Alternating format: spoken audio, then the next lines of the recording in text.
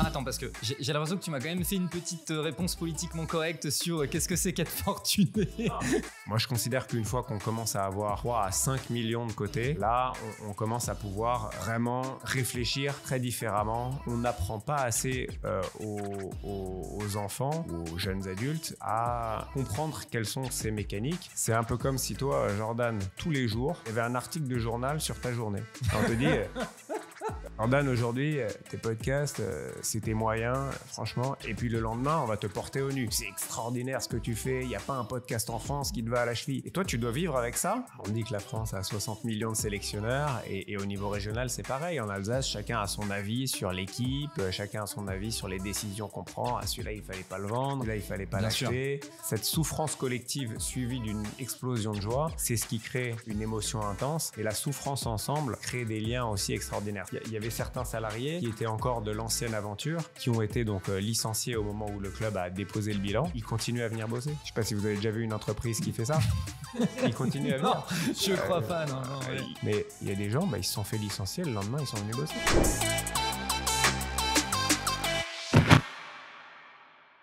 Si vous ne connaissez pas Pierre-Emmanuel, laissez-moi vous le présenter en bref. Il est gestionnaire de fortune. Il y a 10 ans, il a racheté le club de foot de Strasbourg quand il était en 5e division. Et après une ascension jusqu'en Ligue 1, il l'a revendu cet été au fonds qui est propriétaire du club de Chelsea. Alors bon, moi j'avoue, je suis pas un grand fan de foot et vous allez probablement le comprendre en écoutant l'épisode. Mais aussi bien la gestion de fortune que la gestion de club de foot, c'est des sujets qui m'intriguent pas mal. Ça fait souvent fantasmer les gens. C'est des milieux qui sont un peu secrets, un peu sélects. Donc autant parler de ces sujets avec quelqu'un qui les vit directement de l'intérieur, surtout que son histoire, elle est quand même assez folle. Dans cet épisode, on va donc parler de ce que ça veut vraiment dire être fortuné, des vrais avantages de ce statut, de ce qu'il fait au quotidien pour ses clients, et aussi de la façon d'approcher ce type de public. On va également parler de toute l'aventure du Racing Club de Strasbourg, évidemment, du rachat à 1 euro façon Bernard Tapie jusqu'à la revente il y a de ça quelques mois. Et pour finir, il nous parle de son nouveau projet avec Anaïs Remaoun, que j'ai également eu dans ce podcast. Bref, n'oubliez pas de liker, partager, mettre 5 étoiles sur Spotify et Apple Podcast pour remercier Pierre-Emmanuel, et bonne écoute. Globalement, le sujet des gens fortunés, j'ai envie de résumer la chose de cette manière-là, c'est effectivement un milieu très fermé et, on en parlait en off avant, très fantasmé. Moi, j'ai 2 questions. Alors, je vais sûrement devoir te rappeler la deuxième question parce que je pense qu'il y a de quoi développer sur chacune des 2 questions. Mais allez, je commence par la plus simple, c'est concrètement, c'est quoi être fortuné déjà ? C'est quoi la définition qu'on donne à être fortuné ? C'est à partir de quel moment en fait on considère que tu es fortuné et que tu peux commencer à prétendre au fait d'avoir un family office, etc., etc. Et la deuxième chose, c'est comment on en vient à travailler dans ce milieu et à accéder à ce type de personnes. D'accord. Alors, sur la première question, on peut en faire plein de définitions. Il y a quelque chose d'assez facile à comprendre, c'est qu'à partir du moment où ce que je gagne suffit à me faire vivre et que je commence à mettre de l'argent de côté, bah, quelque part, c'est le début d'une fortune. C'est le début d'une réflexion. Alors, les premières étapes, généralement, les gens le font assez naturellement. Ils se disent, bon, bah voilà, je vais acheter peut-être ma résidence principale parce que j'ai un peu plus d'argent, ce qui me permet pas forcément de louer, mais ce qui me permet d'acheter. Puis une résidence secondaire. Et en fait, au départ, avec cette première fortune, les gens accèdent généralement à davantage de biens, davantage de confort, et ils se mettent à créer un univers de vie qui est de meilleure qualité et qui répond à leurs rêves. Et puis il y a une étape d'après, j'allais dire, où quelque part il y en a encore plus et où les gens ont envie de créer davantage, de s'enrichir de nouvelles expériences. Ils ont envie d'investir d'autres secteurs que les secteurs dans lesquels ils sont investis naturellement. Donc, on a un métier, on est très investi dans son métier, mais on se dit typiquement, bah, j'aimerais bien m'investir dans l'immobilier, c'est quelque chose qui m'intéresse. J'aimerais bien regarder le private equity. Je vois beaucoup de startups. Mon fils, ma fille me parlent d'un univers de startups, mais que je connais assez mal. Bah, j'ai envie d'être un acteur de cet univers-là. J'ai envie de connaître les nouvelles tendances et j'en ai les moyens. Ça, c'est le point de départ de la réflexion que tout le monde peut avoir parce que ça commence à tous les niveaux, hein, quelque part. Certains disent on peut même abaisser son niveau de vie pour se créer de l'épargne. Si vraiment il y a des gens on voit parfois d'ailleurs des podcasts ou ou des histoires de gens qui disent moi je choisis d'abaisser mon niveau de vie pour me créer une rente dans le futur. Voilà, c'est des choses. Le mouvement FIRE, ce genre de choses, par exemple. Exactement. Et ça c'est le début. Maintenant, moi c'est pas mon marché de base. Hein. Moi, là j'enchaîne sur la deuxième partie de la question. Mais alors attends, parce que j'ai l'impression que tu m'as quand même fait une petite réponse politiquement correcte sur qu'est-ce que c'est qu'être fortuné. Non, je peux te donner les niveaux auxquels moi je considère qu'on peut accéder à différents types de services. Moi, je considère qu'une fois qu'on commence à avoir 3 à 5 millions de côté, là, on commence à pouvoir vraiment réfléchir très différemment à son avenir et à son organisation patrimoniale. C'est-à-dire qu'on commence à avoir, souvent vient avec ça une forme de responsabilité vis-à-vis parfois de ses enfants ou du reste de sa famille. Et on se dit, voilà, cet argent, il faut que j'en fasse quelque chose.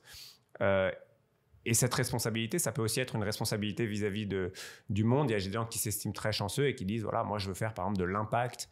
Je veux, avec cet argent, rendre quelque part à la communauté, à la société. Donc, je vais orienter cet investissement vers des choses qui ont beaucoup de sens pour moi. Alors, ça donne un certain pouvoir, puisque c'est du sens pour moi. Je peux dire, moi, c'est la cause animale qui m'intéresse. Moi, c'est les enfants en France. Moi, c'est l'éducation. Voilà, ce que tu veux. Après, pour avoir recours au service d'un family office, c'est-à-dire vraiment de recréer tout un environnement de gestion avec l'accompagnement multi-carte que ça impose, c'est-à-dire à la fois avoir des fiscalistes, des experts comptables, des spécialistes du private equity, des spécialistes de l'immobilier. Bon, moi, je considère que la barrière, elle se situe plus à peu près à 20 millions d'euros de patrimoine. Et après, par contre, il n'y a pas de limite supérieure. Évidemment. et donc, évidemment, nous, on adresse des clients qui sont à partir de cette somme-là, mais qui sont aussi sur des niveaux de fortune beaucoup plus importants. D'accord. Donc, le gestionnaire de fortune, si je résume, tu me dis si j'ai bien compris, mais le gestionnaire de fortune, il va pouvoir commencer à intervenir à partir de 3 millions dans le cas que tu viens de décrire. Mais par contre, la création du family office, elle va plutôt se faire aux alentours de 20 millions de patrimoine. À peu près, voilà. Ok, d'accord, très bien. Et donc, comment on en vient à faire ce métier et comment on accède à ce type de personnes, quoi? Alors, moi, c'était un peu par hasard. Honnêtement, moi, j'étais dans l'univers de la banque d'investissement quand j'ai commencé ma carrière, donc dans l'univers du LBO, pour prendre l'expression consacrée, donc rachat d'entreprise par un financement bancaire. Et donc, j'adressais ce marché-là pour des fonds d'investissement qui étaient... C'était un milieu qui était... Enfin, maintenant, c'est très développé. À l'époque, quand j'ai commencé ça, il y a une quinzaine d'années, un peu plus, une vingtaine d'années maintenant, c'était un univers qui était balbutiant en France. Et donc, moi, je découvrais qu'on pouvait racheter des entreprises avec de la dette. Et c'est quelque chose déjà qui était impressionnant parce que finalement, tu apercevais que les fonds d'investissement mobilisaient des capitaux qui étaient relativement réduits par rapport à la taille des sociétés. Ça m'a donné une première vue sur la force du levier, la force du leverage, pour utiliser le terme anglais. Et j'ai trouvé ça absolument captivant et je gardais en coin de ma tête que je trouvais ça quelque part anormal que ce soit réservé aux seuls fonds d'investissement, parfois anglo-saxons, parce qu'à l'époque, il y en avait beaucoup d'anglo-saxons qui intervenaient en France. Et puis, a commencé à germer en moi l'idée de créer une structure française qui permettrait de faire ce même type de montage de rachat de société en utilisant beaucoup la dette. Mais je me suis dit, quelque part, il me manque beaucoup de choses. J'étais encore un peu jeune, il me manque l'accès aux fonds et il me manque le réseau. Moi, je n'avais pas tout ça.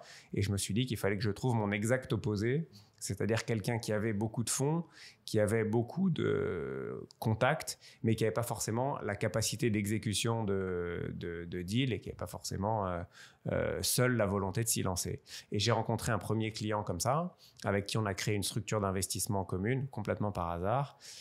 Et peu à peu, je me suis rendu compte qu'il avait beaucoup d'autres problématiques que simplement celle d'investir. Il avait...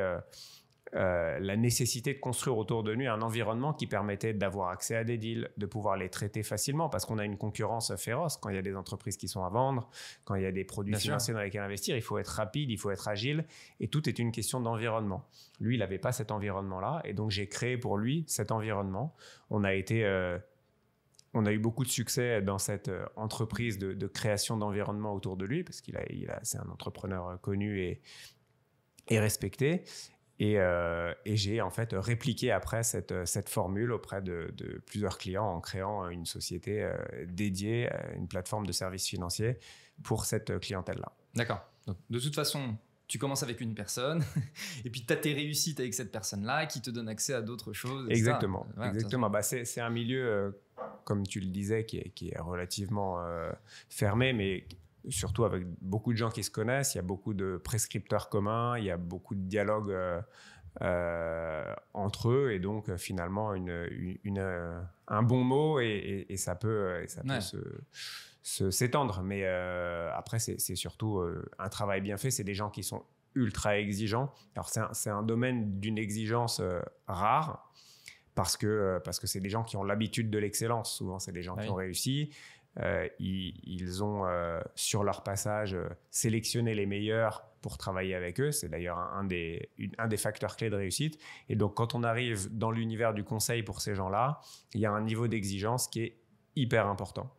Mais c'est ça qui me plaît aussi. Il y a un goût du challenge. C'est des gens, moi je me suis énormément enrichi d'être à côté de ces gens-là, de voir comment ils pensent. Comment ces gens-là ont moins de barrières mentales que les autres pour arriver à des résultats auxquels la plupart des gens n'osent même pas rêver. Ils s'autorisent même pas à penser que c'est possible. Ils s'autorisent même pas à penser que c'est possible. Et moi, d'être aux côtés de gens comme ça, j'ai trouvé ça extraordinaire. Et j'allais dire, peu importe ce que je faisais pour eux, quand j'ai découvert que ce monde-là existait, de grands entrepreneurs, j'ai eu envie d'exister dans ce monde-là et de les fréquenter et de leur apporter quelque chose qu'eux n'avaient pas. Excellent. Tu mentionnais les LBO. Et en fait, j'ai juste envie de faire une petite aparté, parce qu'en ce moment, c'est la folie de la série Netflix sur Tapi. Ouais. Tapi qui, typiquement, procédait à des LBO, et ça a été aussi le cas des entrepreneurs comme Bernard Arnault, etc., pour pouvoir acheter des sociétés. C'est vrai. Alors, Bernard Tapie, c'était plus des sociétés en restructuration. Oui. Donc, il utilisait... C'était un peu moins d'utilisement il utilisait pas tellement le levier, mais lui, il utilisait plutôt son levier personnel, j'allais dire, pour reprendre des sociétés et essayer de les restructurer. Effectivement, par contre, d'autres grands capitaines d'industrie comme Bernard Arnault utilisent beaucoup plus la dette pour le financement de leurs acquisitions, parce que c'est des gens qui s'autorisent à penser très grand et qui ont confiance dans l'avenir. En fait, la dette, c'est une histoire de confiance dans l'avenir. Ouais. Ils arrivent à convaincre des établissements bancaires que leurs projets sont bons, à se faire prêter beaucoup d'argent, et c'est un facteur accélérateur extraordinaire de patrimoine ou de fortune. Et puis, ne serait-ce qu'il faut connaître l'existence de cette possibilité. Je te donne mon cas personnel. Le LBO, j'ai appris l'existence du LBO il y a 2 ans. Et avant ça, je ne savais même pas que ça existait, je ne savais même pas que c'était possible. Quand j'ai appris ce mécanisme, je me suis dit, mais c'est possible de faire ça. Et après, du coup, j'ai lu un bouquin sur Bernard Arnault qui m'a permis de me dire, ah mais d'accord, mais lui, c'est le levier qu'il a utilisé, etc. Et donc, je pense qu'il y a ça aussi, c'est culturellement, et tu le mentionnais tout à l'heure sur le fait que culturellement, en France, le fait de gagner de l'argent, etc., c'est quand même un sujet un peu chaud. Mais je pense que on n'est pas suffisamment éduqué sur les leviers à notre disposition, et notamment l'effet de levier.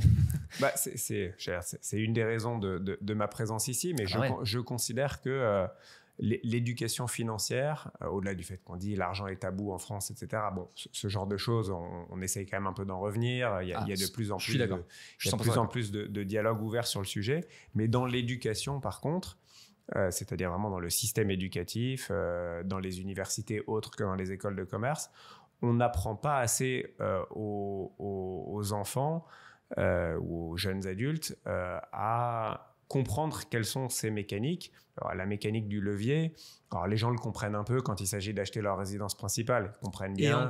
Et encore, ils comprennent un peu que la banque peut aider sur la base des revenus futurs, on va dire, à anticiper ces revenus futurs en prêtant une somme d'argent tout de suite. Mais Si les gens conceptualisent ça, ils ont du mal à l'appliquer à d'autres types d'actifs. Tout à fait. Ils ont du mal à l'imaginer ailleurs. Il y a aussi plein de concepts qui sont développés et qui sont pourtant extrêmement puissants. Des concepts, par exemple, qui sont derrière l'univers du private equity, c'est le compounding effect, l'effet boule de neige, c'est-à-dire le fait de dire que si, par exemple, je double d'argent tous les jours et que j'arrive à 1 million, ben, la veille du jour où j'arrive à 1 million, j'ai que 500 000. En fait, ça veut dire que ça va de plus en plus on accumule de la fortune et plus finalement, si elle est placée dans des endroits qui sont intéressants, ben, l'effet des intérêts cumulés permet d'en gagner de plus en plus. Et donc ça, ce type de réflexion, de mécanismes sont assez peu répandus. Les gens les comprennent pas bien. Et c'est dommage parce que c'est des mécanismes d'une grande puissance et qui permettent d'accéder à une forme d'indépendance financière, d'accéder à de nouvelles aventures, à de nouveaux projets. Je pense qu'on en parlera un petit peu tout à l'heure des aventures personnelles que moi j'ai vécues, mais tout ça, c'est parce que en comprenant bien tous ces sujets-là, en n'étant pas seulement assez tabou, je veux pas dire combien je gagne, ça c'est finalement pas très intéressant de savoir combien les autres gagnent. Ce qui est intéressant, c'est de voir comment est-ce qu'on arrive à accéder à d'autres aventures, à d'autres types de biens, à d'autres types d'histoires, à d'autres types de personnes grâce à ces mécanismes-là. Ouais. Ça ressemble à quoi le quotidien d'un gestionnaire de fortune? Alors, j'imagine que toutes les journées ne se ressemblent pas. Alors, si on recule un peu, c'est quoi une semaine type ou un mois type d'un gestionnaire de fortune? Alors déjà, nous, on est ultra proche de nos clients, donc on leur parle quasiment tous les jours à tous. Donc déjà, on recueille en fait beaucoup d'informations, de sentiments, parce que la clé de créer cet écosystème, c'est une très grande communication, très bonne compréhension de toutes les problématiques et d'arriver à anticiper un maximum toutes les problématiques qui peuvent arriver. Je donne parfois cet exemple. Quand n'importe lequel d'entre nous, dans notre quotidien, bah, il nous arrive tout un tas de trucs. On a une contravention, on a une bonne nouvelle, on a une somme d'argent qui devait revenir et qui ne revient pas, inversement, une dépense qui n'était pas prévue et qui intervient. Bon, bah, chez ces gens-là, c'est pareil, mais comme ils ont une fortune beaucoup plus importante, ça intervient 10, 20, 30 fois plus et sur des montants plus importants. Donc, il y a besoin de gérer toutes ces problématiques-là. Donc, il y a beaucoup d'anticipation et de gestion des urgences qui arrivent au quotidien, comme chez tout le monde. Et puis après, il y a une partie qui est plus stratégique et qui est plus tactique, qui est ce qu'on appelle l'allocation d'actifs. C'est qu'on essaye de voir où sont alloués les actifs, on surveille ce qu'ils deviennent et on essaye de faire des ajustements nécessaires. Alors, l'allocation d'actifs, ça veut dire par exemple, je mets une partie de mon argent dans le marché des actions, je mets une partie de mon argent dans les obligations, je mets une partie de mon argent dans des startups. Mais une fois qu'on l'a mis, c'est là que ça commence. C'est quand on investit de l'argent dans une startup, souvent, on a envie à la fois de suivre son évolution et de contribuer comme on peut. Souvent, quand on est un capitaine d'industrie qui a réussi, on a la capacité de donner des coups de pouce extraordinaires, ne serait-ce que par un rendez-vous ou par une expérience aux startups dans lesquelles on investit. Mais tout ça, ça s'organise parce que sinon, ces gens-là, ils sont ultra sollicités. Et s'il n'y a pas une organisation quasi militaire autour de leur environnement, ben, ils ne vont pas être capables d'utiliser leur temps et leur énergie aux bons endroits et ils ne vont pas être capables d'apporter la valeur qu'ils souhaitent apporter dans tout cet univers. Nous, on est là pour que ça puisse se passer au mieux et que les gens puissent à la fois profiter de l'environnement qui se sont créés pour eux-mêmes et à la fois faire en sorte que ça puisse prospérer, c'est-à-dire que voilà, les startups dans lesquelles ils sont investis, on apporte de la valeur, la partie immobilière dans laquelle on est investi, bah, elle progresse bien comme on l'a souhaité, que les thèses de valeur ajoutée qu'on avait mis en place au début sont exécutées correctement et appliquées. Souvent, c'est des gens qui ont une énergie folle et des idées florissantes, et ben, on essaye de reproduire cette énergie dans tout leur univers de gestion. D'accord. Et donc voilà, donc ça c'est la partie tactique. Et puis après, il y a la partie deal making. Donc là, pour le coup, on identifie des cibles immobilières, private equity ou des nouvelles stratégies financières et on les étudie, on négocie et on les structure et on les achète, on les vend pour le compte de nos clients. Parmi les deals que tu as pu identifier dans le passé, moi j'aimerais qu'on puisse revenir du coup sur une grosse histoire que tu as vécue qui est donc avec le Racing Club de Strasbourg. Absolument. Alors, pour refaire l'histoire donc du Racing Club de Strasbourg, alors moi j'avoue que je suis pas particulièrement un passionné de football, donc en fait j'ai découvert cette histoire en échangeant. Mais en gros, il y a eu le rachat du Racing Club de Strasbourg, donc il y a quelques années, mais on reviendra dessus dans le détail. Hein, mais en gros, pour faire très bref, rachat du Racing Club de Strasbourg il y a pas mal d'années. C'était à ce moment-là un petit club qui aujourd'hui, en fait, au fur et à mesure des années, a gagné sa place. Et a été revendu cet été au club de Chelsea. J'ai bien résumé? C'est presque ça. Ok, vas-y. Alors, déjà, on dirait que c'est un petit club. C'est un grand club historique du football français. Voilà, moi, je suis originaire de Strasbourg. C'est le club... moi, j'ai toujours été passionné de football. Et c'est le club que je supportais quand j'étais petit, qui a connu, en fait, une histoire très particulière et très singulière que certains stigmatisaient parce que c'était les dérives du football business. Mais en gros, au début des années 2000, le club a commencé à faire un certain nombre de choix assez hasardeux en matière de gestion pour arriver à une relégation à la fois sportive puis financière jusqu'en 5e division. Ça, c'était en 2011.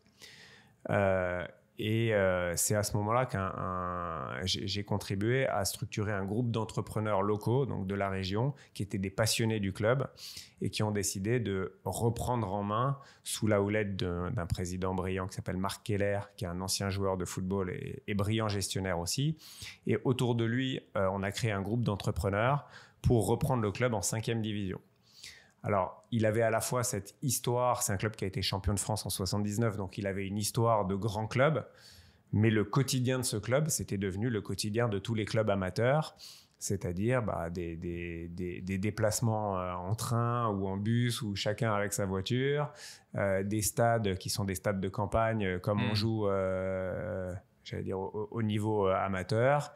Et avec puis, la buvette sur le côté. Avec la buvette sur le côté, les sandwichs, etc. Et donc, il y avait un contraste saisissant entre l'histoire de ce club et la réalité de ce qu'on vivait. Mais quelque part, c'est ce qui nous plaisait. Et puis c'était une aventure qui, du coup, devenait une aventure tangible. On était très loin de ce qu'on dit sur le football, du côté football business, un peu là aussi feutré et fantasmé. Et on était dans la réalité d'un club amateur, tout en ayant quand même des traces de grands clubs. C'est-à-dire qu'on jouait quand même, quand on jouait à domicile, on jouait au stade de la Méno, qui est un stade qui avait accueilli la Coupe d'Europe, qui a accueilli l'équipe de France. C'est un stade de 27 000 places. Mais le niveau et les joueurs, c'était des joueurs amateurs.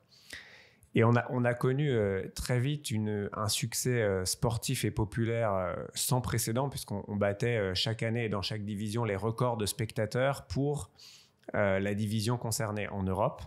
Donc on a eu jusqu'à 20 000 personnes en 4e division et on a commencé à faire des guichets fermés dans le stade dès le niveau national, donc 3e division français.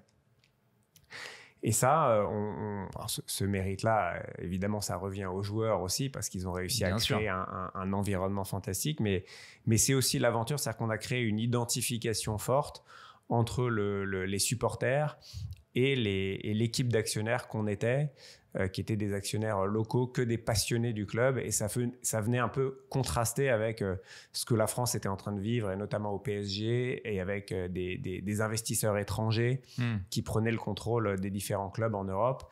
Et nous, on était un peu une histoire différente dans cet environnement-là, et ça plaisait aux gens. On a eu beaucoup de presse, beaucoup d'histoires. Il y a eu des BD qui ont été faites sur cette histoire. Donc, excellent. Des films, des documentaires. Et ça a été l'aventure d'une vie. Humainement, c'était extraordinaire parce que pour les passionnés de football qu'on était, mais même pas seulement. Tu parlais tout à l'heure, tu me demandais mais comment on rencontre des grandes fortunes, etc. Dans cet univers-là, par exemple, gravitent à la fois des gens les plus modestes qui soient et des gens, des plus grands capitaines d'industrie, se réunissent autour de cette passion. Ouais, je suis d'accord. C'est ça qui est fantastique dans le football. Et ben, dans cet univers-là, j'ai rencontré des gens sur tout le scope de gens qu'on peut rencontrer et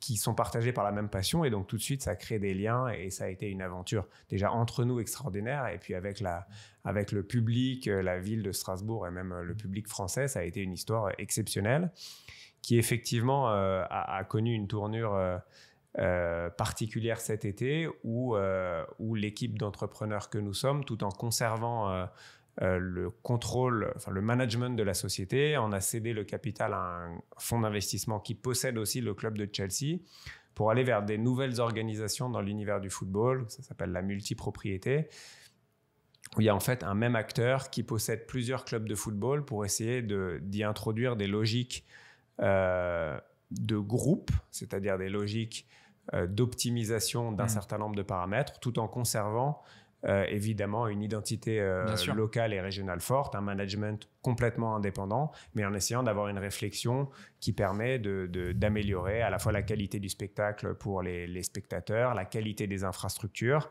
et qui réfléchit en fait au business model de demain dans l'univers du sport de haut niveau. Ce qui est intéressant en fait avec ce milieu, c'est que, et avec cette histoire, c'est que c'est une aventure entrepreneuriale, mais là où d'ordinaire les entrepreneurs sont très seuls parce que voilà, c'est derrière le rideau, on voit pas ce qui est en train de se passer, la majorité des gens ne comprennent pas, etc.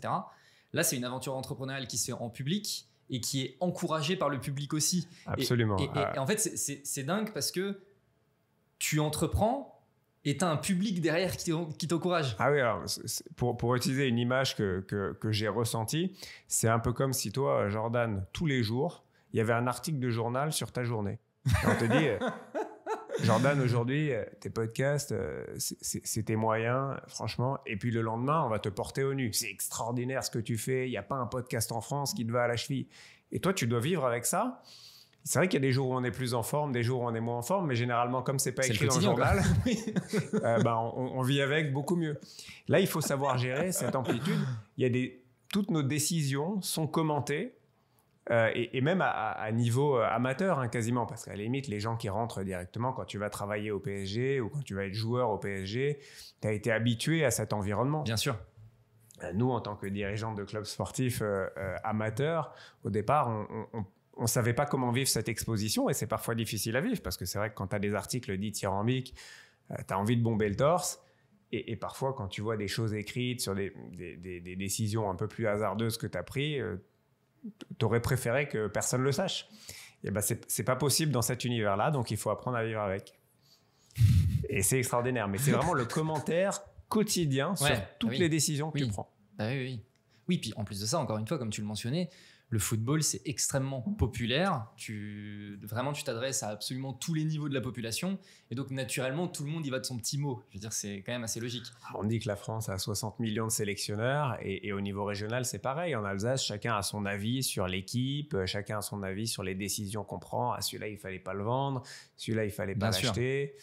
Et puis, la vérité du jour n'est pas la vérité du lendemain. Et en tant que dirigeant, tu dois garder une certaine objectivité et la tête froide, parce que justement, c'est ça qui fait des bons dirigeants. C'est des gens qui sont capables de voir au-delà, qui sont capables d'intégrer la dimension financière aussi bien que la dimension sportive et la dimension humaine.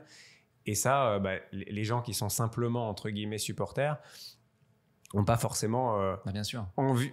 sont pas forcément capables, mais surtout n'ont pas forcément envie de... Oui. Eux, la comptabilité du club, ça les regarde pas. Eux, ils veulent la meilleure équipe, ils veulent gagner, ils veulent que dans les rivalités, on s'impose. On joue contre Metz ce week-end, il y a une rivalité historique régionale. Bon, ben voilà, les supporters, ils font ce qu'il faut pour nous dire, ça c'est un match très très important, il faut le gagner. Et on partage évidemment ce sentiment parce qu'on est supporter aussi. Mais on essaye aussi de penser à la pérennité du club.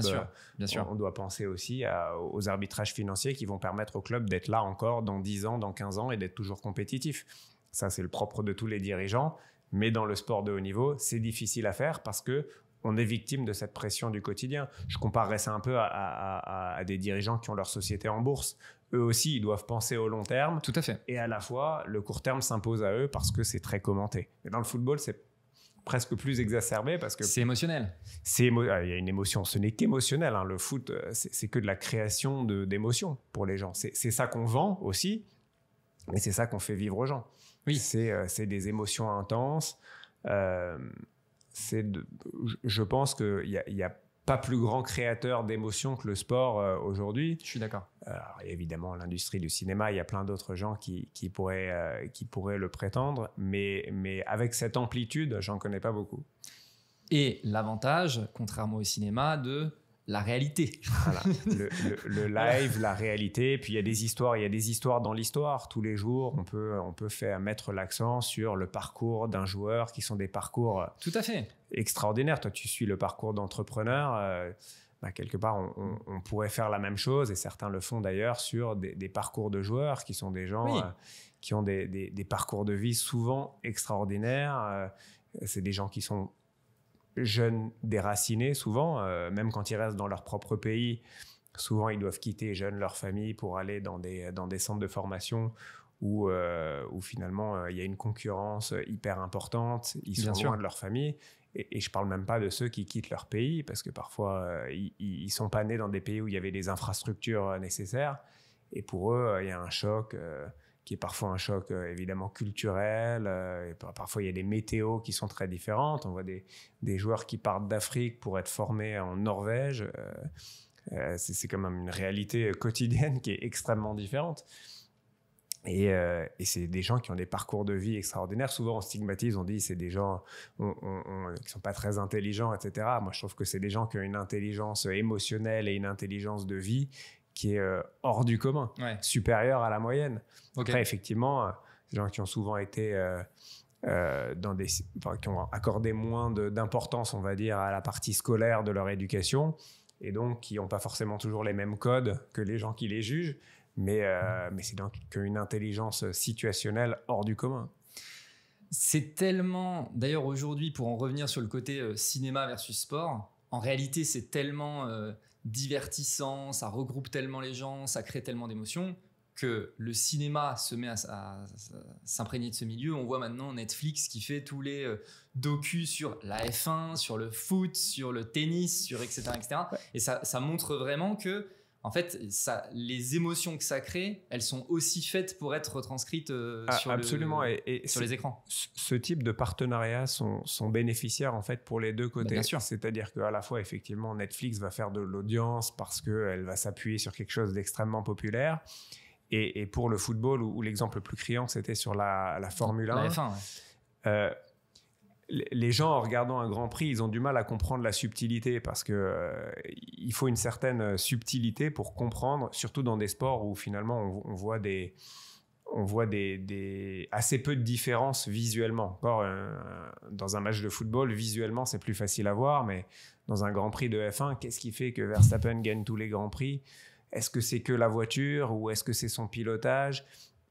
Et en fait, avec ce type de reportage behind the scene un peu, on commence à comprendre ce qui fait la différence, comment ils vivent ces athlètes de haut niveau, comment ils gèrent leurs émotions, comment ils gèrent leurs entraînements. Et en fait, on a encore plus envie de suivre la compétition aussi, en comprenant un peu l'histoire derrière. Ah ouais, 100%. Et quand tu vois par exemple la F1, qui était un sport européen, enfin réellement, aux États-Unis c'était le NASCAR, et voilà. C'est vrai. Et que maintenant, il y a les grands prix qui se font aux États-Unis parce ça a ouvert le marché américain de la Formule 1, etc. Parce que du coup, tu ouvres à toute une population la découverte effectivement du milieu et tout. Et enfin, quand tu vois l'impact du truc, c'est fou. Et pour prêcher, j'allais dire pour ma paroisse, c'est l'acquisition des droits de la F1 par un fonds d'investissement. Souvent, ils sont critiqués, les fonds d'investissement. On dit que c'est des gens qui sont que là pour faire de l'argent, etc. C'est vrai, c'est des gens qui sont là pour rendre de l'argent à leurs investisseurs avec un profit. Mais en l'occurrence, ça ne les empêche pas d'avoir des idées. Et c'est sous l'impulsion d'un fonds d'investissement qui s'appelle CVC, qui est d'ailleurs celui qui est aussi investisseur maintenant dans la Ligue 1 française de football, qu'ils ont eu l'idée justement de donner les sous-titres et de créer cet autre univers par l'intermédiaire de Netflix. Ça a relancé complètement l'intérêt sur la F1. Évidemment, ça leur fait gagner beaucoup d'argent, mais ils ont aussi contribué à l'expansion de ce sport. Et de la même façon, plein d'acteurs, Amazon avec Prime Video ou d'autres plateformes, Canal+ le fait aussi, contribuent à ce que les gens aient encore plus d'émotions ensemble et ça, c'est donc bénéficiaire aussi pour le sport lui-même qui fait plus d'audience et qui permet de conquérir les nouvelles générations dont on dit parfois qu'elles se désintéressent plus vite ou qu'elles se lassent. Et ben non, avec ce type de sous-titres justement, avec ces explications, elles se passionnent aussi pour le sport. Et après, je pourrais en parler des heures parce que c'est vraiment ma passion, mais le football a ceci d'extraordinaire qui l'unit dans la souffrance en fait. Un match de football, le football c'est un sport à points rares, il y a très peu de buts. Oui. Donc en fait la plupart du temps on souffre parce que ça marche pas, on souffre parce qu'il y a de l'échec et en tant que supporter on voit ça et puis le but c'est l'exception, il y en a peu et donc c'est une explosion de joie et qui fait que cette souffrance collective suivie d'une explosion de joie, c'est ce qui crée une émotion intense, mais la souffrance ensemble crée des liens aussi extraordinaires. C'est ce qui fait la popularité du football. C'est pour ça que c'est le sport le plus populaire au monde. Et moi, ça me passionne, ça m'a toujours parlé. Et vous seriez d'ailleurs surpris de voir à quel point mes deux univers se lient, parce que j'ai beaucoup de clients qui sont eux-mêmes fans et qui jouent aussi, on peut jouer ensemble. Et c'est là que quelque part, le sacralisme tombe, le mythe tombe et on peut s'apercevoir que ces gens-là, ces grands entrepreneurs, bah, c'est des gens comme toi et moi, qui ont juste peut-être moins de barrières limitantes, pas de plafond de verre, qui voient les choses en grand, mais que c'est aussi des gens qui aiment jouer au foot avec leurs enfants, avec leurs copains, regarder des matchs. Qui sont mauvais perdants aussi. Ils sont mauvais perdants, ils trichent, ils sont comme tout le monde. Si on rentre un peu dans l'opérationnel du coup de ce sujet, moi ça m'intéresse de savoir déjà l'opportunité de racheter ce club, comment elle se présente en fait. Est-ce que c'est toi qui en entends parler, c'est un entrepreneur qui en entend parler et qui t'en parle, comment ça se passe? Non, là, alors, moi, je suis l'actualité de ce club tous les jours, hein, depuis que je suis tout petit. Et j'avais, au travers de mes activités professionnelles, travaillé un peu dans l'univers du football et de la finance. Donc moi, je suis diplômé en finance, donc ma spécialité, c'est la structuration de montage financier pour racheter des sociétés. Et il s'avère que ce club qui était cher à mon cœur avait besoin de cette compétence-là à ce moment-là. Okay. Il était tombé en liquidation judiciaire d'abord et il souffrait d'un manque criant de structure et de capitaux. Et quelque part, j'ai eu cette vision de me dire, mais attendez, c'est mon club de cœur, c'est mon rêve. Moi, j'étais comme tous les enfants, je me suis dit, un jour, je serai milliardaire et je rachèterai un club de foot et pas n'importe lequel, celui que je supportais quand j'étais petit. Et puis voilà que j'ai 28 ans et que je m'aperçois que le club que je chéris a besoin de la compétence que j'ai. Et donc, je commence à m'intéresser au sujet en me rapprochant de la mairie de Strasbourg qui à l'époque gérait l'histoire. Eux-mêmes avaient entendu parler de quelques-unes de mes actions dans l'univers du football et étaient à la recherche d'entrepreneurs qui avaient la volonté locaux parce qu'ils pensaient que ça aurait une importance et ils avaient raison. Et eux, ils étaient prêts à s'investir aussi, les pouvoirs publics, pour faire en sorte d'assainir complètement la situation du club, d'y remettre beaucoup de compétences et beaucoup d'amour. Et donc, j'ai proposé mes services avec un certain nombre d'entrepreneurs de la région, avec des amis proches aussi, de faire en sorte d'assainir complètement la situation financière et de remettre l'énergie nécessaire pour y arriver. Et je ne saurais pas comment te dire pourquoi je me suis senti légitime à ce moment-là, mais c'est quelque part à force de fréquenter des gens qui n'ont pas de limites. Et donc je me suis dit, mais pourquoi je me limiterais ? J'ai les compétences pour ça. Donc j'y suis allé et on a structuré un tour de table. Donc je me suis occupé de toute la partie structuration financière mais beaucoup de gens ont apporté d'autres compétences. Je parlais de Marc Keller tout à l'heure, qui a apporté sa connaissance de l'univers du sport de haut niveau, sa connaissance du club parce qu'il y a été joueur, sa connaissance de l'univers de l'exigence du sport de haut niveau. Et d'autres de mes amis sont venus aussi apporter leur réseau, leur capacité commerciale, leur capacité marketing, leur capacité... Au début, tous les actionnaires étaient aussi quelque part les premiers employés du club. On contribuait, il n'y avait plus d'employés, il n'y avait plus personne. Et chacun a contribué dans son secteur d'activité à apporter un peu de valeur jusqu'à ce qu'on ait les moyens de progresser et d'embaucher évidemment les gens qui sont aujourd'hui les professionnels qui bossent dans la structure du club. Tu peux dire combien ça coûtait le club à ce moment-là? Alors on l'a racheté à 1 euro, c'est assez facile à compter. Après, ce serait un peu triché que de dire qu'on n'a mis que 1 euro. Bah, bien sûr. On a dû faire face au fait que le club perdait de l'argent à l'époque. Et le premier tour de table a été de l'ordre de 2 millions d'euros. D'accord. Ce qui n'est pas dingue quand on voit l'argent. Enfin, je pense que les gens qui pensent à l'argent dans le foot... Ah oui, on est très loin de penser qu'on peut devenir actionnaire d'un club de cette histoire, avec cette histoire et de cette envergure, oui. Avec finalement une somme d'argent qui est rassemblable, on va dire, et qui est à taille humaine. C'est vrai qu'aujourd'hui, on voit des milliards pour des clubs anglais ou plusieurs centaines de millions même pour des clubs français. C'est une industrie qui s'est beaucoup professionnalisée. C'est ce qui explique que les chiffres sont impressionnants maintenant. Mais oui, puis généralement, on parle de clubs de Ligue 1, ou voilà. Alors que là, on était en train de parler d'un club de 5e division. Exactement, on ne s'intéresse pas, mais quelque part, les économies des clubs amateurs sont des clubs qui vivent avec très peu de moyens.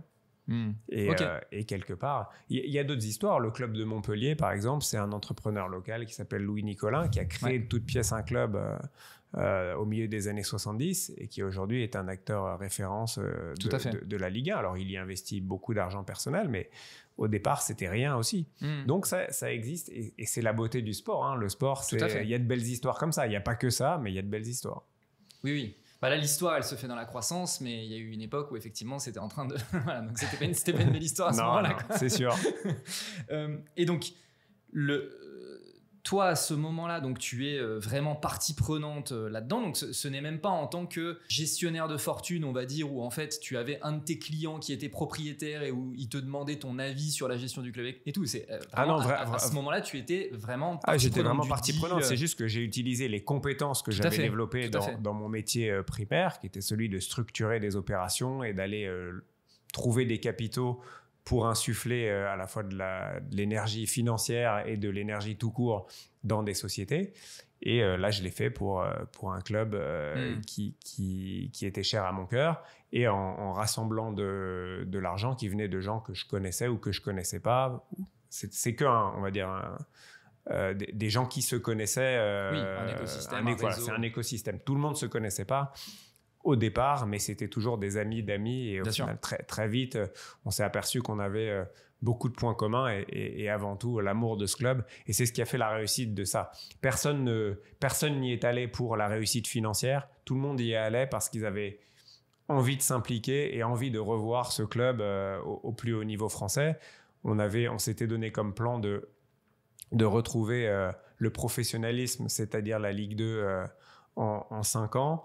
On a finalement retrouvé la Ligue 1 en moins de temps. Ça a été une réussite sportive extraordinaire, mais je pense parce que à ce moment-là, c'était ce dont ce club avait besoin et on a su trouver le public, on a su trouver les joueurs qui ont adhéré aussi à cette histoire. Et ça a suscité un engouement vraiment au-delà de nos espérances. Et c'est ce qu'on veut en tant qu'entrepreneur. Bien sûr. On veut pouvoir rencontrer ce succès.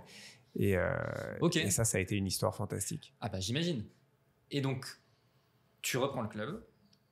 Derrière, qu'est-ce qui se passe? Je veux dire, d'un point de vue gestion, c'est quoi les grands chantiers qu'il faut adresser en fait, ça a été de la gestion de l'hypercroissance en fait, que tu adresses parfois toi dans ton univers. C'est-à-dire que j'ai coutume de dire, quand on me demande ce que je faisais, je disais que j'étais en charge de la partie financière, mais quand on est en charge de la partie financière d'un club amateur, c'est presque la caisse en métal au bord du terrain. Hein. C'est pas grand-chose de plus. Alors si, c'est un peu évidemment la gestion de l'univers salarial et la gestion des indemnités kilométriques, des choses comme ça, qui sont le quotidien des clubs amateurs, la façon de rémunérer des gens qui sont professionnels par ailleurs, qui ont d'autres métiers, mais qui jouent tellement bien au foot qu'ils commencent à en tirer un revenu, ou en tout cas qui sont défrayés quand ils doivent faire des déplacements longs, etc. Donc c'était remettre en place cette partie-là. Ça, c'est le tout début. Mais après, il a fallu créer un univers de gestion dans lequel on pouvait commencer à réfléchir à l'univers des transferts, qui est aussi un univers très fantasmé, mais quand on est en 5e division, il n'y a pas de transfert. C'est exactement comme en amateur. C'est un joueur qui se dit « Ah tiens, je vais venir jouer là plutôt que de jouer là ». Ils n'ont pas de contrat professionnel, donc ils peuvent changer de club chaque année. Ils ont une licence qui dure 1 an. Et donc, en fait, nous, on a dû recréer un département financier qui était capable de parler aux autres départements des autres clubs pour pouvoir acheter et vendre des joueurs, pour pouvoir créer un environnement salarial et une structure financière assez saine pour convaincre des joueurs de venir et que leur salaire serait payé. Et puis après, l'univers de la finance dans le football, c'est pas seulement les joueurs, c'est aussi toute la partie infrastructure. Donc on était dans un club qui avait certes un stade, mais qui était un peu, qui nécessitait des travaux. Là, maintenant, on est d'ailleurs dans un projet de stade où maintenant le stade va faire l'objet de travaux de grande envergure en partenariat avec les collectivités qui sont propriétaires du stade. Mais avant ça, nous, il fallait qu'on remette un petit peu au goût du jour la connexion Internet dans le stade, qui n'existait pas au moment de sa création en 84. Des terrains d'entraînement en Alsace, l'hiver est rude. Donc, la technologie des pelouses a beaucoup évolué, donc il faut s'adapter pour faire en sorte que les pelouses elles soient de bonne qualité toute l'année. C'est ce que les pros exigent maintenant pour s'entraîner dans de bonnes conditions. Et des salles de muscu et des centres de formation pour les jeunes. Pour attirer les jeunes talents, il faut aussi que l'univers du centre de formation, les dortoirs, la cantine, toutes ces choses-là, il faut que ce soit de bonne qualité. Pour ça, il faut des financements. Pour ça, il faut créer un univers bancaire. Et donc, c'est l'hypercroissance d'une start-up qui, au départ, finalement, n'a pas tellement besoin d'un département finance, mais qui, au fur et à mesure qu'elle grossit, doit se professionnaliser pour adresser toutes ces problématiques. Sinon, ça freine la croissance. C'est vrai que tout ce que tu racontes, même la levée, tu vois, le fait de lever 2 millions d'euros, etc., j'ai l'impression que c'est l'histoire d'une start-up, à la seule différence que c'est une start-up qui a déjà une histoire. Ouais, c'est une start-up avec une petite composante de reprise d'entreprise, effectivement, où il y a, qu'est-ce que c'était le Racing Club de Strasbourg quand on l'a repris? C'était une marque, c'était une histoire et c'était un lieu, un stade. Ouais. On dit que c'est là où bat le cœur des Alsaciens, pour reprendre l'expression consacrée. Voilà, c'était ça, mais c'était plus que ça, parce que il y avait plus de salariés. Il n'y avait plus de joueurs professionnels, il y avait des infrastructures qui s'étaient détériorées avec le temps, donc il n'y avait plus grand-chose d'autre. Mais il y avait certains salariés qui étaient encore de l'ancienne aventure, qui ont été donc licenciés au moment où le club a déposé le bilan, et ils continuent à venir bosser. Je ne sais pas si vous avez déjà vu une entreprise qui fait ça. Ils continuent à venir. Je ne crois pas, non. Ouais. Ils se reconnaîtront. Mais il y a des gens, ils se sont fait licencier, le lendemain, ils sont venus bosser. Ils savaient qu'ils n'auraient pas de salaire, mais ils ne pouvaient pas abandonner ça parce que c'était autre chose qu'un travail pour eux. Parce que vraiment, là, on tombe encore une fois dans le domaine de l'émotion. Il y a un attachement émotionnel qui est tellement fort que, en fait, coûte que coûte, je serai là. Exactement. Et après, évidemment, on les a réembauchés dès qu'on en a eu les moyens. Mais c'est une belle histoire. Pour eux, il n'y a eu aucun arrêt quelque part. C'est excellent. Et donc, toi, à ce moment-là, tu fais ça devient ton activité principale, ou alors tu fais ça en plus de ton activité principale? C'est jamais devenu mon activité principale parce qu'on a construit le club comme ça, en fait. On s'est dit que chacun devait contribuer, chacun des actionnaires, on était 11 au départ, comme une équipe de foot. Chacun des actionnaires apportait sa partie Et c'était sa contribution. Voilà, donc ça nous prenait du temps. Hein, ce serait faux de dire que ça nous en prenait pas. Mais chacun, le fait que le risque et le travail soient divisés en autant de personnes fait qu'on a tous pu conserver, en tout cas au départ, une activité professionnelle quasi normale. C'était finalement sur le temps libre, au même titre que d'autres commencent à faire de l'immobilier à côté de leur carrière ou commencent à investir dans des startups à côté de leur carrière.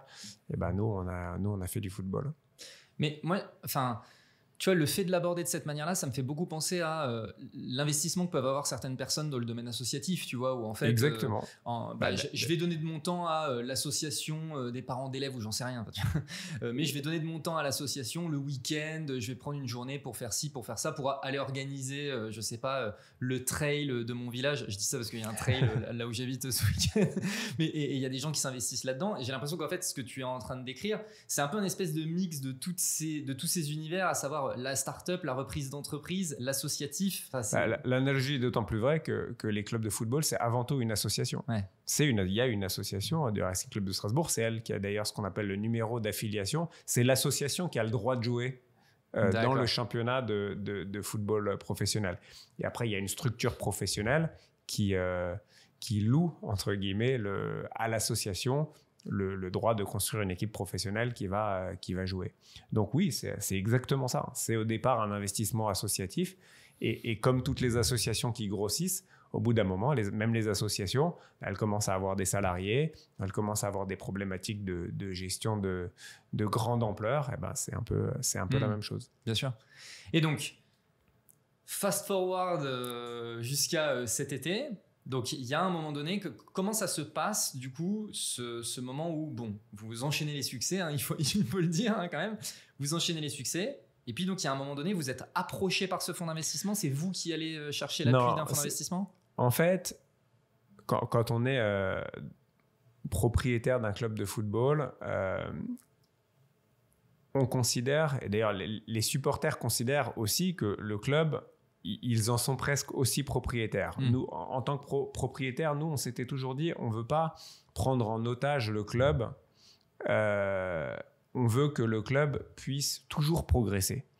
Et nous, ce qu'on s'était dit, c'est qu'on pouvait lui rendre son statut professionnel. C'était ça qu'on s'était dit qu'on pouvait faire. On a fait finalement beaucoup plus que ça, parce qu'on a réussi non seulement à ramener le club en première division et à le pérenniser sportivement. Il n'empêche que il faut regarder l'environnement dans lequel on est. L'environnement dans lequel on est, il est de plus en plus concurrentiel, avec des actionnaires toujours plus puissants. On parlait des fonds d'investissement, qui fait que la concurrence, les budgets sont de plus en plus importants dans l'univers de football, avec des gens qui investissent beaucoup. Ça, c'est le premier élément. Le deuxième élément, c'est qu'il y a aussi toute une partie d'infrastructure, on en parlait un petit peu tout à l'heure, qui nécessite beaucoup d'argent aussi. Donc, les collectivités locales sont très impliquées dans le sujet et ont voté des travaux d'envergure à Strasbourg pour le stade. Mais il n'y a pas que le stade. Il y a aussi le centre d'entraînement, il y a aussi l'académie donc, pour les jeunes. Et tout ça, ça nécessitait un apport d'argent frais qui est... on va dire, sans commune mesure avec ce que des personnes physiques peuvent apporter. C'est vraiment des structures, sauf de quelques exceptions, mais considérer que des acteurs de l'univers des fonds d'investissement étaient plus à même d'apporter des sommes d'argent suffisantes pour améliorer les infrastructures. Cette amélioration des infrastructures, c'est ce qui pérennise le club. C'est ce qui fait que des meilleurs joueurs veulent venir parce que les conditions d'entraînement et de progression pour eux sont bonnes. C'est ce qui fait qu'il y a plus de supporters qui peuvent venir au stade et donc que les revenus du club sont plus importants et donc qu'on peut acheter ou proposer des salaires à des joueurs de meilleure qualité et faire en sorte que l'ensemble progresse. Et au bout d'un moment, on considérait que l'équipe qu'on constituait était plus la meilleure équipe pour amener le stade, pour amener le club au niveau supérieur. Pas forcément du point de vue managérial, puisque Marc est resté aux commandes du club. Et ça, c'est une excellente chose parce que c'est pour moi un des meilleurs dirigeants du football français. Mais par contre, il fallait un actionnaire qui ait la capacité et la volonté d'injecter de l'argent dans le club pour pouvoir franchir une étape. C'est exactement comme un investissement dans une société. Une société qui dit, à un moment donné, j'ai besoin de lever des fonds parce que j'ai besoin d'accélérer ma croissance, j'ai besoin d'acheter de nouvelles machines pour pouvoir produire en plus grand nombre et progresser. Et progresser en tant que société, faire progresser les gens qui sont dans ma société.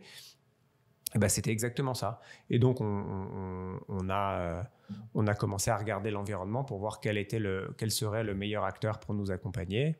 Et on a trouvé donc, ce fonds Clearlake, qui est aussi propriétaire de Chelsea et qui avait la volonté d'investir dans le football français tout en étant extrêmement respectueux de l'institution qui était Strasbourg, qui nous a donné toutes les garanties nécessaires parce qu'on a vu beaucoup de choses dans le football et parfois des histoires qui ne se passaient pas très bien. Encore maintenant, eux, c'est des gens qui avaient les ressources pour pouvoir mettre en place le plan qu'on avait choisi pour le club.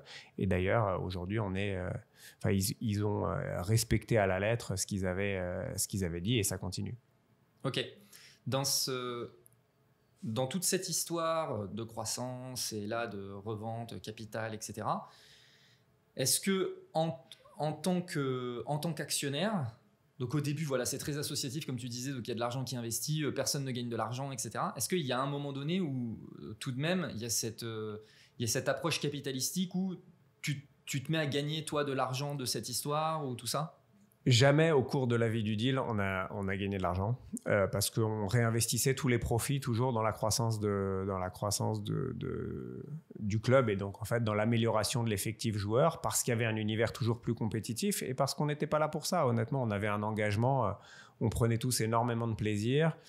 On s'était dit qu'on n'était pas là pour l'argent et on l'a vraiment pas fait pour ça. Donc on n'a jamais tiré un centime de dividendes ou de rémunération même sous quelque forme que ce soit. C'était vraiment une aventure humaine avant tout. Maintenant, on était actionnaire et on avait conscience qu'on avait créé beaucoup de valeur. Après, on ne sait jamais, comme dans toutes les sociétés, on ne sait jamais à quel moment et s'il y aura de la liquidité et dans quelles conditions.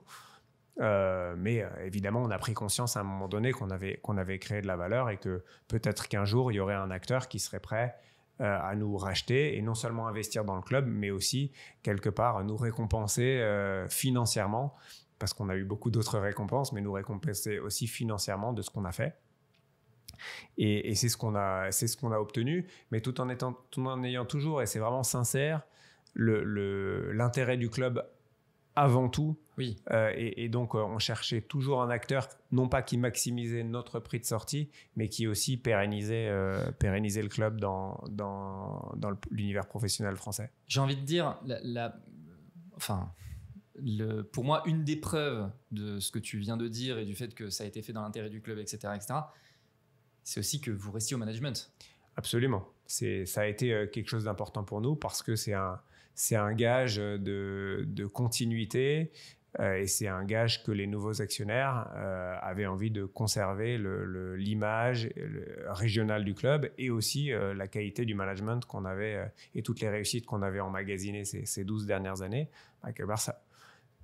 Ça nous aurait choqué de tomber sur un actionnaire qui ne veuille pas capitaliser sur ça. Ça aurait été un peu bizarre. Et là encore, c'est pareil dans l'univers des entreprises un peu plus classiques. C'est pas parce qu'il y a des fonds qui arrivent qu'on va mettre dehors le créateur ou le gérant de la boîte. Ce serait un peu bizarre et ce serait un mauvais signal à envoyer à toute la société de dire quelque part on va faire table rase du passé et recommencer à zéro parce qu'on est meilleur que tout le monde. C'est pas le type d'acteur qu'on voulait et c'est pas le type d'acteur qu'on a choisi. Ok. Les prochaines étapes pour le club, c'est quoi ? Alors, il y a des gros enjeux d'infrastructure. Donc là, les travaux du stade ont commencé. Donc c'est d'accompagner, on va dire de construire ce stade. Et construire un stade, c'est pas seulement faire des travaux, c'est aussi qu'il va être plus grand. Donc il faut construire une communauté qui est plus importante de gens qui vont venir au stade. C'est améliorer l'expérience client, c'est-à-dire l'expérience du supporter.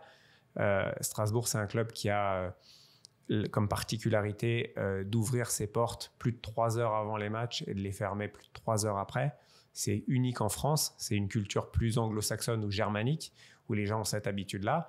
Mais s'ils viennent 3 heures avant et qu'ils restent, c'est aussi parce que le le stade offre autre chose que le match en lui-même. Il offre une convivialité. Il y a des endroits où se restaurer, il y a des endroits où voir des concerts, il y a des endroits où il y a des animations un peu en tout genre. Et donc, on travaille sur tous ces sujets-là pour améliorer, pour donner aux gens d'avoir envie d'être en contact avec le club avant le match et après le match, mais pas seulement, parce qu'on crée une fan zone qui sera ouverte aussi à d'autres moments de la semaine. Il y aura des concerts, il y aura des retransmissions d'autres événements sportifs. Donc, on a envie que le club existe en dehors des jours de match, et en particulier des jours de match à domicile. C'est finalement qu'une fois à peu près tous les 15 jours. Donc, on a envie d'avoir une interaction avec notre communauté, pour employer des termes de start-up, qui est plus régulière. Et donc, on travaille là-dessus. Ça, c'est vraiment un aspect fondamental. Et puis, il y a toujours le sportif, améliorer l'équipe, avoir un bon classement. Il faut évidemment éviter de redescendre en Ligue 2, même si chaque année, il y a des clubs qui descendent, chaque année, il y a des clubs qui montent. Mais nous, on essaye d'avoir on va dire une sécurité sportive, ou d'avoir un effectif qui nous permet de jouer plutôt le haut de tableau que le bas de tableau. Et c'est l'ambition affichée par les nouveaux actionnaires qui ont mis les moyens cet été pour améliorer l'effectif et pour qu'on puisse jouer les premiers rôles. On fait un début de saison où on a pris des points. Donc, on est 10e, je crois, aujourd'hui. Donc, on est dans cette logique de regarder plutôt vers le haut que vers le bas. Bon, moi, je te le disais, je suis pas particulièrement passionné de foot, mais cette conversation, en fait, elle me donne envie. Tu vas devenir supporter, tu vas voir. En fait, elle me donne envie de m'intéresser au club de Strasbourg, etc. Et tu vois, ça me donne limite envie de venir au stade, parce que là, le côté convivial, tu es le bienvenu. Non, mais voilà, vraiment, ça donne vraiment envie. Et ça me fait penser, effectivement, à, tu vois, on parlait de Netflix, tout ça. Moi, j'ai jamais compris le délire de la F1 jusqu'à me mettre devant la série de Netflix. Et du coup, je me disais, mais ça me donne envie d'aller voir un Grand Prix, etc. Et là, tu vois, cette discussion, elle me donne ces envies-là aussi. Je me dis, mais moi aussi, j'ai envie de vivre ces émotions, etc. J'espère que ça donnera envie à toi et à toute ta communauté. Parce que... Oui, j'espère aussi. En plus, tu peux visiter la région, qui est magnifique. Oui, c'est vrai. Alors là, par contre, pour le coup, je suis déjà allé dans la région, je peux confirmer. Si on sort donc un petit peu, donc on a fait le tour de ce sujet-là. Pour moi, le dernier chapitre à ouvrir, c'est... donc, en parallèle de tout ça, tu avais ton activité professionnelle qui a continué d'évoluer, etc. Pour moi, le dernier chapitre, c'est les prochaines étapes pour toi aussi de ce côté-là. Et donc, on a été mis en relation par Anaïs, avec qui tu es associé. Absolument. Et donc, on a eu l'occasion de parler du fait que vous aviez monté, c'est lancé. Un incubateur de marchands de biens. Absolument. L'idée générale, aussi bien Anaïs que moi, on travaille pour des grands professionnels, soit dans l'univers de la finance, soit dans l'univers de l'immobilier uniquement. Et on a la volonté de faire en sorte que tout le savoir-faire, tout l'écosystème qu'on a, soit accessible aussi à des gens qui veulent se lancer, qui n'ont pas forcément les mêmes ambitions au départ, qui n'ont pas forcément les mêmes moyens que ces grands clients, entre guillemets, qu'on a. Mais on veut faire bénéficier du même écosystème à tous les gens qui ont l'énergie et la motivation de se lancer. Pourquoi l'univers du marchand de biens ? Parce que c'est vrai que l'immobilier, c'est une classe d'actifs en France qui est appréciée. Les gens la connaissent, ou en tout cas connaissent son existence, mais sont souvent bloqués parce qu'ils ne connaissent pas, ils ne sont pas bien accompagnés et ils ne connaissent pas les mécanismes du marchand de biens, des mécanismes qui font qu'on peut, même en marge de ses activités professionnelles au départ, devenir un professionnel de l'immobilier et créer de la valeur sur des biens, les acheter, les revendre. Pour faire ça, il faut être accompagné, il faut avoir un écosystème, il faut comprendre comment les banques fonctionnent. Une même banque peut appréhender de façon complètement différente, en fonction de l'histoire qu'on lui raconte, l'achat d'un même bien. Si tu achètes un appartement en disant j'achète un appartement pour me faire un complément de revenus, la banque, qu'est-ce qu'elle analyse ? Elle va analyser la nature de tes revenus, la nature des revenus qui vont être générés par l'activité locative. Et quelque part, tu vas être limité par ta propre capacité à générer des revenus par ton activité professionnelle qui n'a rien à voir avec celle-là. Pour une analyse de marchand, la banque, elle va analyser à la fois le bien et l'histoire de création de valeur que tu vas raconter. Par exemple, tu peux dire, moi je trouve que les rez-de-chaussée à Paris, c'est moins bien valorisé que les 4e étages, et pourtant j'ai une population qui vieillit, donc moi je vais racheter des rez-de-chaussée un peu moins chers et je vais les mettre aux normes pour qu'une personne un peu plus âgée qui envisage peut-être demain d'avoir des problèmes de mobilité, etc. Voilà, ça c'est ma thèse d'investissement. Je vais faire les travaux en conséquence, je vais acheter le mobilier en conséquence, je vais prendre les bonnes options fiscales et juridiques pour faire ça et je vais pitcher cette histoire à la banque. Et cette histoire, elle va me permettre d'accéder à un financement de nature différente et je vais pouvoir du coup en faire davantage et me professionnaliser dans ce métier-là. Évidemment, on ne peut pas faire ça tout seul parce que si vous allez raconter ça à une banque, elle va avoir du mal à vous croire. Il faut un environnement pour ça. Il faut être sûr que tu vas être capable de générer la valeur. Or, tu ne l'as jamais fait dans le passé. Donc, il faut on va dire un tiers de confiance qui t'accompagne, qui te forme et qui t'aide à matérialiser cette vision. Ça, c'est la relève. Et c'est ce qu'Anaïs, son mari Romain et David Brusco et moi-même avons créé. Donc, ça fédère à la fois des professionnels de la finance, des professionnels de l'immobilier dans la partie financement et dans la partie sourcing et création de valeur. Donc, avec nos 4 profils, on couvre tout cet univers-là. Et aujourd'hui, on s'adresse à tout le monde en disant, mais la création de valeur, la création de patrimoine, c'est pas que pour les autres. C'est pas que pour les gens qui ont des fortunes familiales. C'est pas que pour les gens qui gagnent énormément d'argent. C'est si vous avez l'énergie, si vous êtes passionné par ça, il existe aujourd'hui un endroit où vous pouvez aller, vous faire former, être dans un environnement favorable et créer de la valeur. C'est ce qu'on propose avec la relève. C'est excellent. Et notamment, via, surtout sur la partie financière, du coup, une meilleure connaissance des leviers à utiliser, de la dette, etc. Comme dit Anaïs, la dette, c'est la vie. La dette, c'est la vie et elle le dit avec humour et avec beaucoup de talent. Mais elle a probablement raison. Mais c'est vrai, on a autour de nous beaucoup d'histoires de gens qui finalement pensent en grand et qui se disent mais c'est la banque qui va faire le relais quelque part entre ce que je pourrais faire sur mes fonds propres et la vision que je peux avoir. Il y a des visions qui ne fonctionnent que quand elles sont vues en grand. Et la banque, c'est la fonction première de la banque. La fonction première de la banque, c'est de permettre à des gens talentueux de faire des choses avec plus d'envergure, avec plus d'ampleur. Mais la banque, pour faire ça, elle a besoin d'avoir confiance. L'écosystème de la relève, c'est de créer l'écosystème de la confiance pour rassurer la banque, mais pour aussi rassurer les locataires, les acheteurs, les vendeurs. Il faut rassurer tout le monde. C'est un univers professionnel. Et la relève, c'est ça. C'est tout cet écosystème et la formation qui va avec, évidemment. C'est d'abord et avant tout former les gens à devenir professionnels de l'univers du marchand de biens, mais c'est pas seulement une formation, contrairement à d'autres choses qu'on peut voir sur Internet, c'est aussi un accompagnement et c'est aussi un co-investissement. Pour entrer dans le détail, la relève forme d'abord les gens qui en ont la volonté, les accompagne dans le sourcing et dans le choix des opérations, dans la vision qu'ils doivent en avoir, et la relève co-investit aux côtés de ses clients et associés dans leurs opérations. Ok. Donc c'est un modèle unique et jamais vu en France aujourd'hui. En particulier dans ce domaine-là, c'est un modèle, pour en revenir sur le sujet des startups, c'est un modèle qui peut exister côté startup sur les incubateurs de startups où il y a les investisseurs, etc. Mais c'est un modèle qui effectivement n'existe pas dans d'autres typologies, on va dire, ou d'autres industries.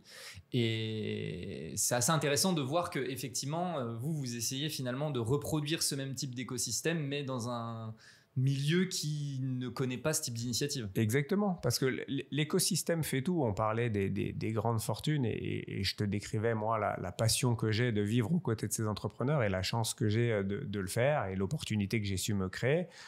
Quelque part, l'écosystème fait beaucoup. On parlait tout à l'heure ensemble du fait que y a des gens qui ont la chance de naître, non pas forcément avec de l'argent, mais ils naissent dans un écosystème où ils voient beaucoup de réussite, donc ils voient grand. Et d'autres qui n'ont pas cette chance-là, qui n'ont pas les exemples de réussite et qui finalement n'ont du coup pas cette vision d'eux-mêmes, de leur capacité. Et tout le monde a de la capacité à faire le marchand de biens s'ils le souhaitent, s'ils sont passionnés par l'immobilier. Nous, on a une autre initiative en private equity. Là, c'est pour des gens qui sont passionnés par l'univers de l'investissement justement dans des sociétés, dans des startups. L'univers du private equity, c'est un univers qui était réservé aux institutionnels, aux ultra riches jusqu'à il y a quelques années. Et maintenant, avec mon groupe Volt, on a la capacité de permettre aux gens, à partir de 100 000 euros, d'avoir accès à cette classe d'actifs. Alors évidemment, 100 000 euros, c'est déjà des gens qui ont constitué une certaine épargne, mais c'est beaucoup moins que les millions d'euros qu'il fallait avant pour aller dans cette industrie, qui est une industrie passionnante, parce que c'est des... on l'a vu tout à l'heure, c'est des gens qui investissent dans l'univers des startups, dans l'univers du growth, dans l'univers du LBO, dans l'univers du sport parfois. Donc c'est des gens qui adressent au sens large un univers d'investissement avec beaucoup de performance, avec des critères de sélection uniques. C'est des plus grands professionnels de l'univers de l'acquisition d'entreprises, et c'est passionnant de pouvoir être associé à eux. Dernière question. Je suis étudiant et je souhaite travailler dans ce milieu, accéder à ce type d'opportunités, donc aussi bien le family office, la gestion de fortune, tout ça. C'est quoi les conseils que tu me donnerais ? Alors, les conseils, évidemment, il y a une partie technique, donc c'est quand même bien de faire des études dans cet univers, donc finance de marché, éco-gestion, école de commerce, tout ça, ça peut fonctionner.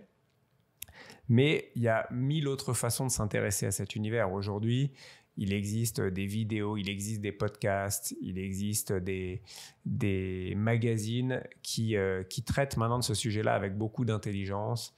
Il y a des grands mentors, Warren Buffett par exemple, pour prendre les Américains, qui théorisent beaucoup la création de valeur.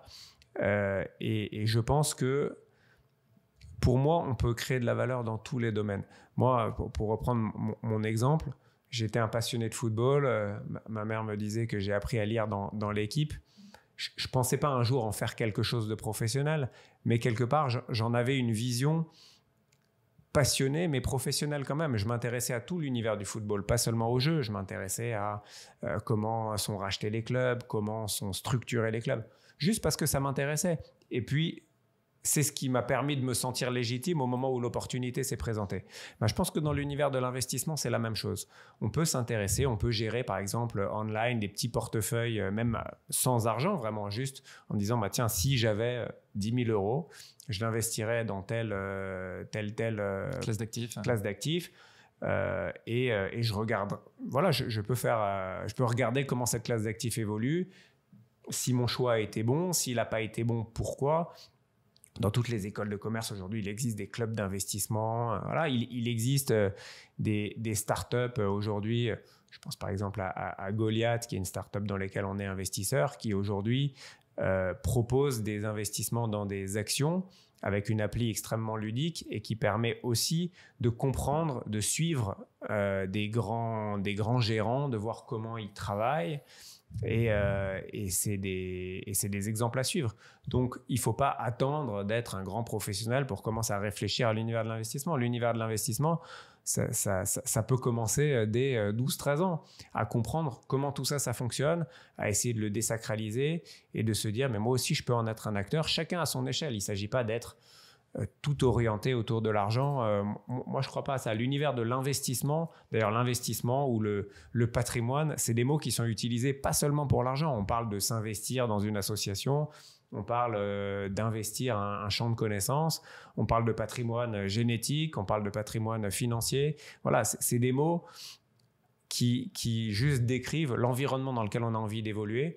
Et moi, je crois beaucoup à ça parce que je me le suis appliqué à moi-même, mais aussi parce que j'ai vu des très grands entrepreneurs, des très grands capitaines d'industrie qui ne sont pas des gens qui sont nés comme ça, c'est des gens qui se sont faits, et ils se sont faits parce qu'ils pensaient en grand et parce qu'ils se sont intéressés aux choses et qu'ils ont cru en eux-mêmes. Et c'est ce que j'essaye d'encourager à la fois dans mon univers de base des family office, mais ce que j'essaye aussi de démocratiser au travers des différentes actions dont on a parlé. Super. Eh bien, Pierre-Emmanuel, merci beaucoup. Merci à toi de m'avoir reçu. Merci beaucoup d'avoir partagé tout ça. Eh bien, écoutez, si vous êtes encore en train d'écouter à ce moment-là, déjà, merci d'avoir suivi tout cet épisode. Et puis, du coup, je vous laisse mettre un like, un commentaire, partager tout ça, mettre 5 étoiles sur Spotify, Apple Podcast. Voilà, il y a Mohamed là-bas qui me fait signe, ne l'oublie pas les 5 étoiles. Je l'oublie tout le temps. Et puis, on se dit à la semaine prochaine pour un prochain épisode. Merci beaucoup. Merci. Do it! Just do it! Don't let your dreams be dreams. Yesterday, you said tomorrow. So just do it! Make your dreams come true! Just do it!